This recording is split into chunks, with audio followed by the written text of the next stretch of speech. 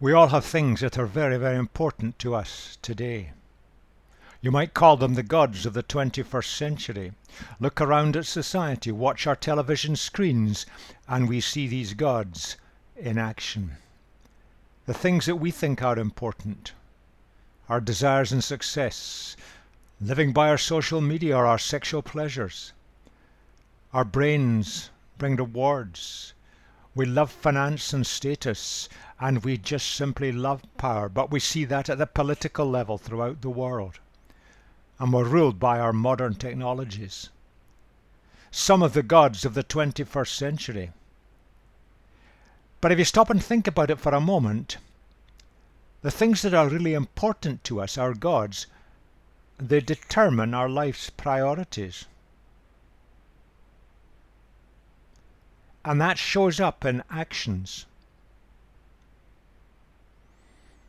Our gods, our life priorities, that determines how we spend our time. It also determines how we spend our money.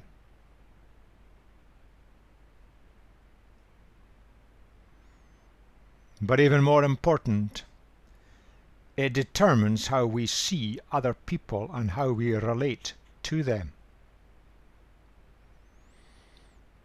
Keep a diary for a week about your time. Keep a record of everything you spend over a month. And then stop and ponder how we see other people, our relatives, our families, our friends, people in the workplace, people we meet in day-to-day life.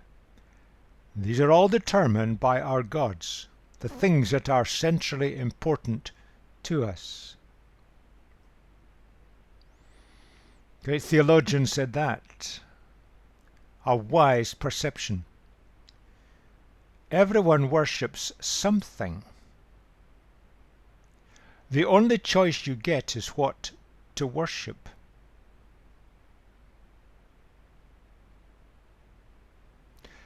There are the priorities that we all have in life, and our lives, to greater or lesser degrees, revolve round these priorities. What would life be like if we revolved our lives around the God of the Bible? And His ways and our desire to serve Him were top priority.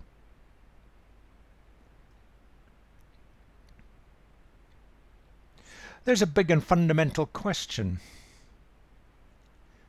How can we actually see and understand God? Or put it on a wider scale, how can the people around us see and understand God? Now, we can ask that question and think of the entire world and all the variety of populations and diversities of cultures. Or we can bring it right down to our own local area. The people who live round about us, with whom we work. How do these people understand God? The ordinary people who are part of our life and part of our culture.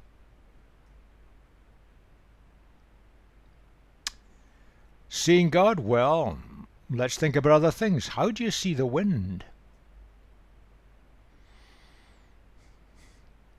You can't see the air, and you can't see the air moving, but you can see the effects of the air moving. We see the wind in the snow sculptures and the sand sculptures. We see it in the wildness of the oceans or the trees bent over. We see it and feel it when we're battling against it or driven forward by it. We see the wind by what it does.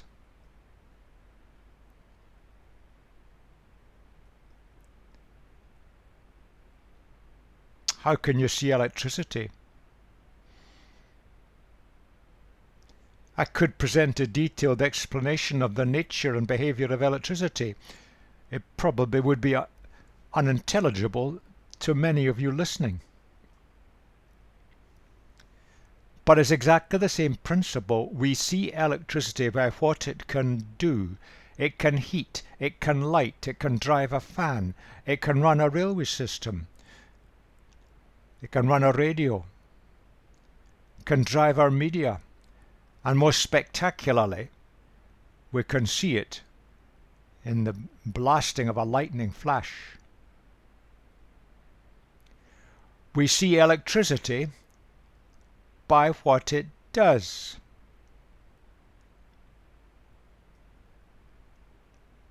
Back to our question, and it's the same principle exactly. We cannot see God, but we see and understand God by what He does.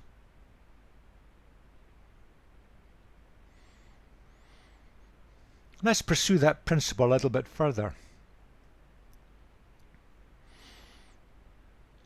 I found in the Bible phrases like that. I put it in two forms. Then you, when it's addressed to people, then you will know that I am the Lord. So we're beginning to see and understand God. Or it can be addressed to other people, then they will know that I am the Lord. And there are phrases similar to that. So how does the Bible see it? In terms of we see God and understand Him by what He does.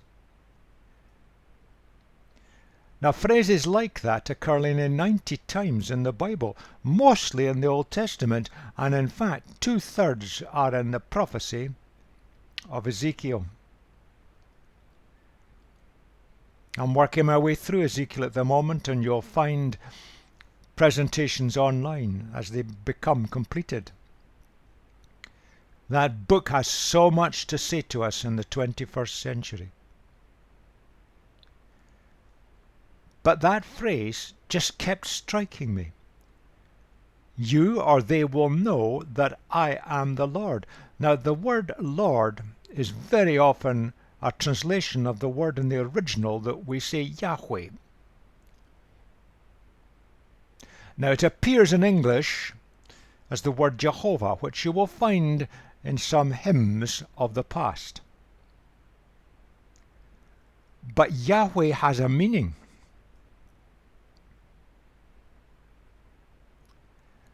The Lord, Yahweh, God. That word means the self-existent one. God just simply is. He is behind everything.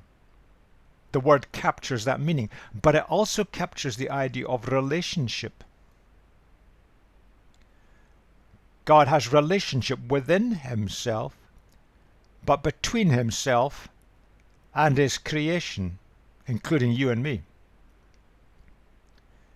So often in the ancient languages, words captured meaning behind them.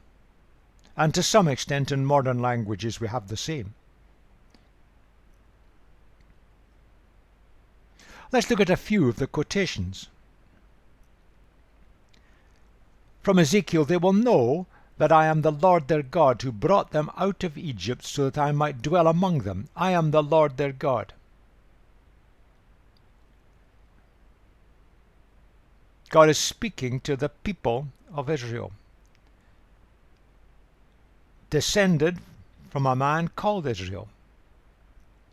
They ended up as slaves in Egypt, and they were rescued by God and brought out of the land of Egypt, rescued from slavery, set free to be their own people in their own land. So they saw God as the God who rescues. We see God through what He does. Another one, you will know that I am the Lord, for you have not followed my decrees or kept my laws, but have conformed to the standards of the nations round about. God has standards and He wants us to live by them. When the people didn't live by them, the whole land fell apart. It didn't run properly, and eventually they were overrun by a neighbouring empire. God sets His standards. Here's another one.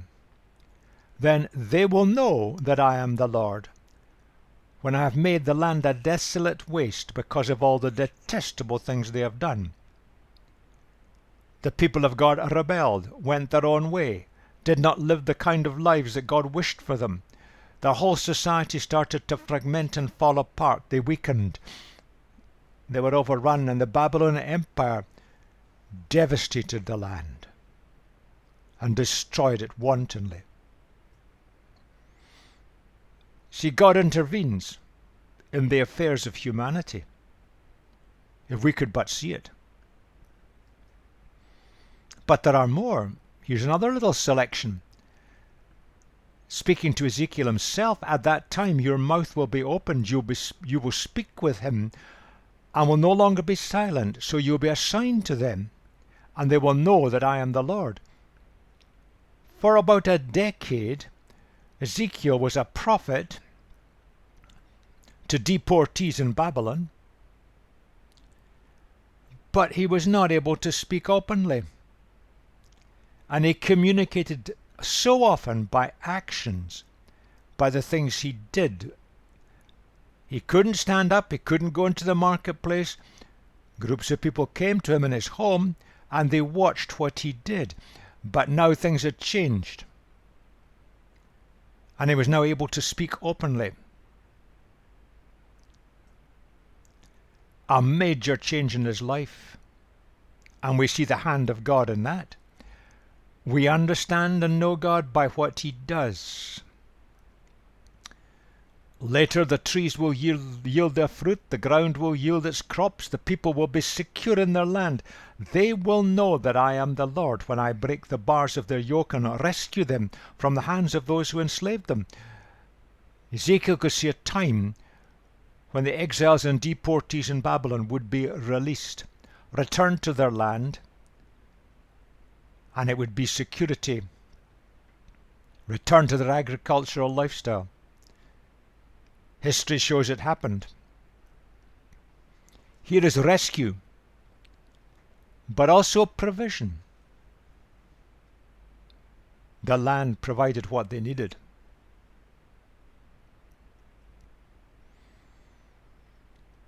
And so I will show my greatness and my holiness.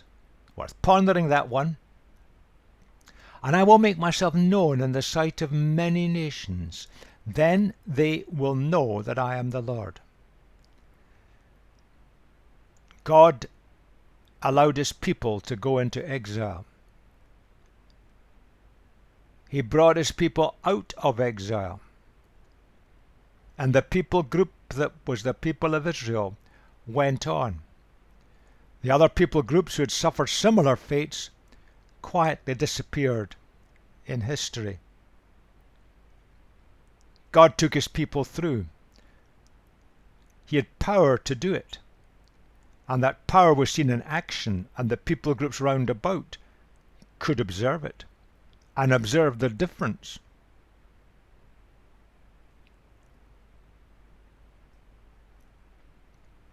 I want to stop for a moment and bring it together with this quotation. I will show the holiness of my great name, which has been profaned among the nations, the name you have profaned among them. Then the nations will know that I am the Lord, declares the sovereign Lord, when I am proved holy through you before their eyes.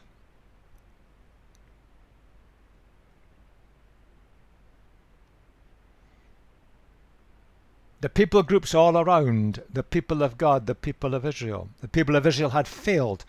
They dragged God's reputation through the mud. But they'd learned.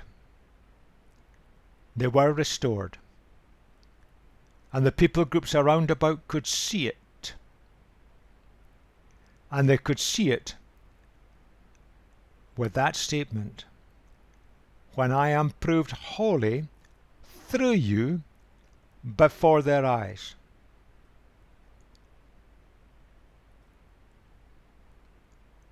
We've got to watch the meaning of that word. It does have the sense of separateness and difference. But the separateness and difference are shown in what God does. God works right all the time. We fail, we make mistakes, we rebel. God is perfect. And God's perfection is shown in the people of God. Now that's a shaker. God is revealed through his actions, and is revealed through his actions in you and me. He's revealed through our lives. And the watching world around can see it.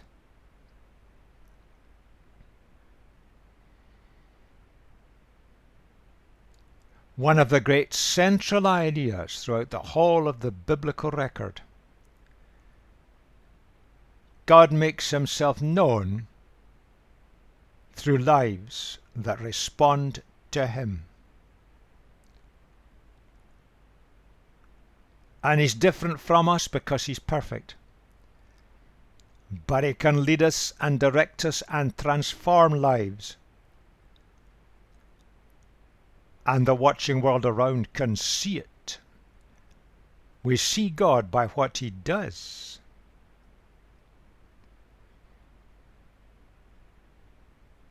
God's reputation in the eyes of the world, whether the world is the wider world or the world of your family and friends and neighbors, God's reputation in the eyes of the world, it depends on how the people of God behave. You and me, if we're following Jesus. That's devastating, frightening, but also encouraging.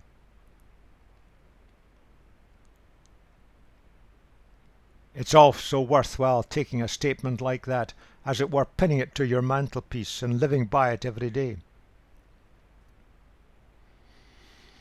The people of Judah, the people of God of that time, the days of the early life of Ezekiel, they had failed completely to live as God intended for them. Their life quality was simply atrocious. They dragged God's reputation through the muck.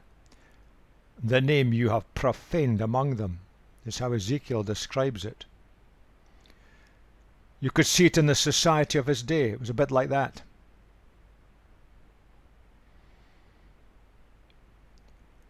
And if we watch our television news programs, indeed the television programs in general, which reflect our society in the West, there's a lot of that going on today. But at the same time in Judah, the religious performance went on. We can perform our religion as much as we like. God hates it. He cuts no ice with the world around, unless we're living the life quality of Jesus.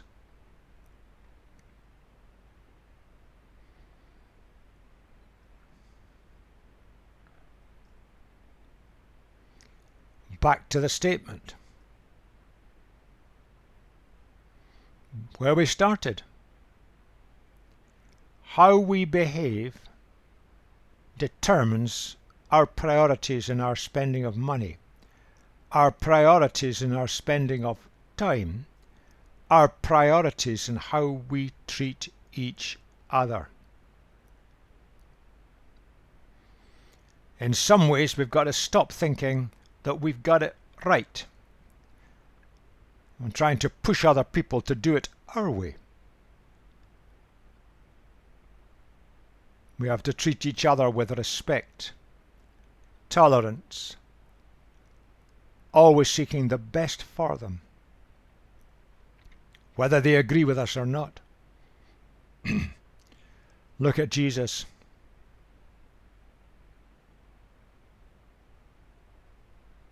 Whatever else is true, that's true of Jesus.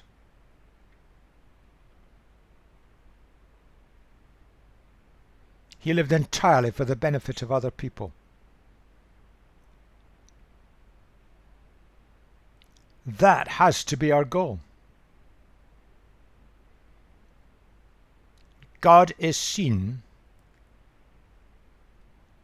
in what he does, in the events of history, in what he does in your life and mine. We started with the question, how can people today, throughout the world, or people around about us in our society, how can they see and understand God? We see God by what he does.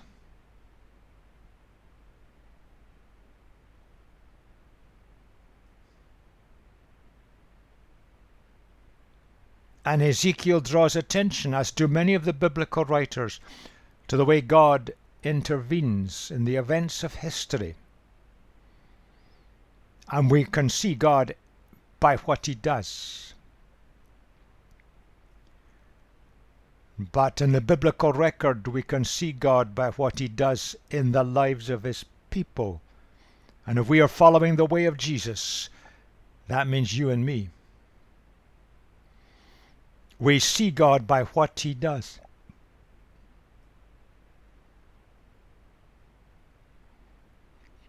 And I leave that question with you. What do the people around about us see of God